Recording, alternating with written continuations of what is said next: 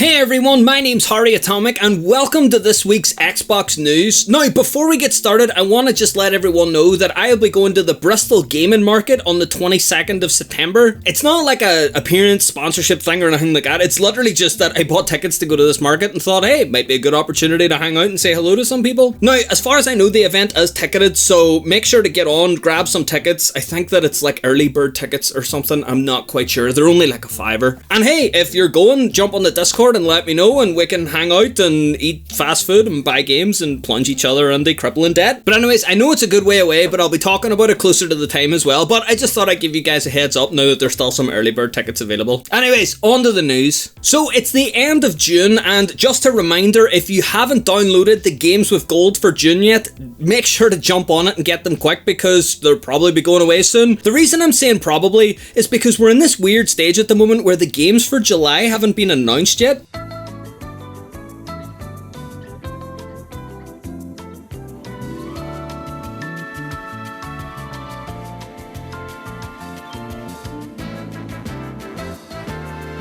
Now, talking of free games, one thing that Major Nelson did announce on his blog is that there's a free play weekend going on at the moment for another Xbox One game. So The Hunter Call of the Wild is available on Xbox One for free for gold members until the 1st of July. Now, I know there's not a massive window after this video goes out, but hey, if you've got gold and you've nothing else to do this weekend, or maybe you're just sitting around waiting for the new AEW Fyter Fest pay-per-view to be on, oh, I can't wait, then hey, may as well download it and give it a go. If it wastes 20 minutes until Fyter Fest starts, oh my goodness, I can't wait, then hey, that's gotta be a good thing. And I'm not gonna make this whole video about free games, but one more free game-based announcement. If you have Xbox Gold, make sure to jump on and upgrade your Gold subscription to a Game Pass Ultimate subscription for $1. At the moment, there's a promotion going on where for just $1, you can upgrade any prepaid Gold months that you have in the Xbox Live Ultimate Game Pass Ultimate accounts. Now, this is fantastic because if you're like me and you were lucky enough to pretty much just load yourself up with 12 months of gold for $1 extra, or hopefully £1 here, I really should have researched that and not just checked the American site,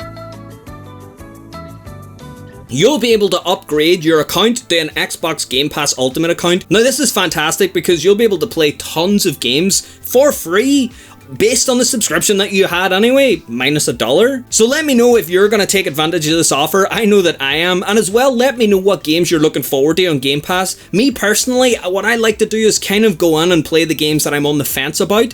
I like owning my physical games, so I'll go out and buy them afterwards, but it gives me a chance to kind of try before I buy. Is this the way you use it as well, or do you have any other kind of clever ways that you like to use Game Pass Ultimate? Let me know down in the comments below and we can have a chat about it. Now, moving away from free games at the moment and moving on to something a wee bit more serious, GameSpot had an interview with Phil Spencer this week where they talked about giving games more time to be good. Now, personally, I am kind of attached to this movement at the moment regarding crunch time. I studied computer games development at university, and my original career path was to try and move into games development. And so because of that, I was really close to this culture of crunch and knowing that that would be like a huge thing. And it was something that never quite sat right with me. And now that there's a lot of companies that are working against crunch periods and giving people the actual time that they need to like healthily make good games. So Nintendo recently jumped on this and created waves whenever they gave the Animal Crossing developers more time to make a better game. The idea was that they weren't going to crunch their developers over Christmas to try and get Animal Crossing out for the holiday period, which probably would have been its biggest sales period. Instead, opting to delay the game until March. Now, the thinking behind this was that happy developers make good games, and crunching developers to make games is not a good way of keeping them happy. And so Microsoft have come out and said something similar in this GameSpot article. Phil Spencer said that we gave them time. We did, 4 Halos in 4 years? Giving them an opportunity to really think and have a creative impact when they launch. Turn 10 is similar. I want to give them time to think through their plans. I love what they do with motorsport, but you've got to be able to listen to your studios when they need time and they want to focus on more things. As you have more content, you're able to do that. Phil Spencer then went on to say that quality for first-party games is very important. He said that it became more difficult to align the first-party Xbox portfolio of games with their release dates chosen years before the release. He also said that more studios under the Microsoft banner would create room for Microsoft to focus on quality. Now, personally, I think that this is a great thing. If you're going to make games and you're going to have loads of people working on them, I think that taking people's health and the account should be number one, really. I think Nintendo got it right when they said that happy people make good games, and keeping people scared and worried and overworked is just not a good way of doing it. So I'm really applauding the fact that Microsoft are getting behind this as well, and that more studios are starting to kind of do away with this whole crunch mentality. Anyways, moving on. So our last story this week is to do with backwards compatibility, and specifically backwards compatibility on Project Scarlett. Now, Microsoft announced Project Scarlett at E3 this year, and ever since then we've had more questions than answers. We've gotten some really good information about the console, but we always want more, you know, we always want that tasty new details. And we finally got some new details after Microsoft have announced that their current backwards compatibility effort for Xbox One was coming to an end. Personally, I was a wee bit saddened by the fact that we might not be getting more old games to play on the newer hardware. But in a Wired article, Phil Spencer talked about backwards compatibility, and it seems that the future's bright. So Phil Spencer confirmed that Scarlett will play original Xbox and Xbox 360 games that are compatible with Xbox One, as well as Xbox One games. So we're going to have a generation that's playing 4 generations of content on one console, and I think that's a real preservation of the art form. I love this idea. I like the fact that we can go back and play older games in a series. So for example, Scarlett is launching with Halo Infinite, and it's been a long time since the original Halo games came out. Now, we've had re-releases, but personally I think that it would be great if people could go back and play those earlier games if they're interested. With Scarlett, it seems that you'll be able to just pick up copies of these games and just go from there. So also in this article, Phil Spencer addressed the lack of details around xCloud and how exactly it would work. Now, we haven't got all the details yet, but we've been told that xCloud will be a basis for streaming games from a console to other screens. So the original plans, it seems, is they allow your Xbox One to have a server mode and allow you to stream your Xbox One games to any other screen. Now, at the moment, this can be done kind of using the Xbox app on the PC, as well as using some other third-party apps on mobile devices.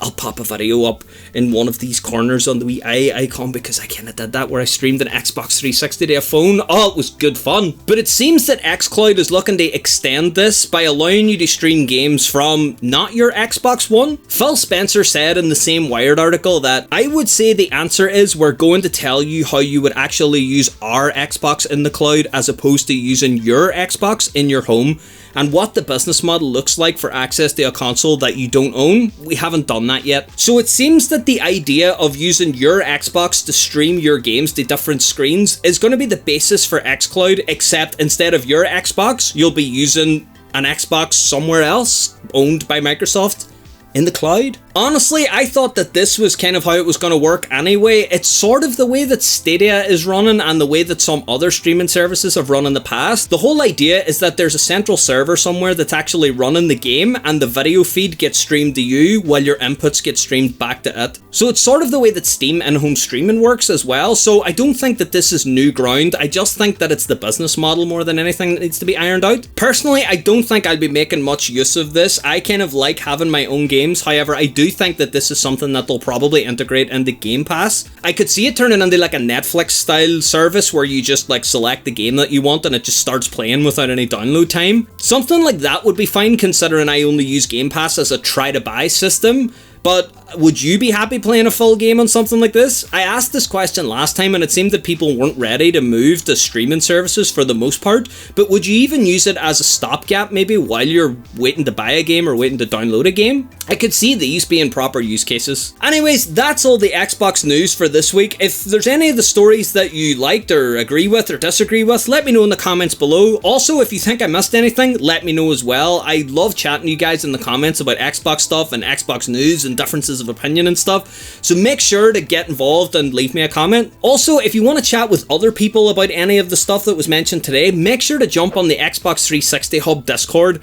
On there, there's loads of people chatting about Xbox stuff all the time, and it is the best place to have a great conversation about pretty much anything Xbox related. Also, consider getting subscribed. The channel's been doing really well lately, and we're rocketing towards that 1,000 subscriber goal I've set for myself. So the way that the channel works for anybody that's new is that Saturdays is a day where I recap the week's Xbox news. Monday we just do an Xbox related video based on anything, and Wednesdays is where we do community day, where you guys choose what video that I make. Every Wednesday I'll pick a comment down below that someone leaves for me and I'll make a video on it. So if you have any ideas, make sure to leave them down below. Anyways, thanks for watching this video, and I'll see you guys next time.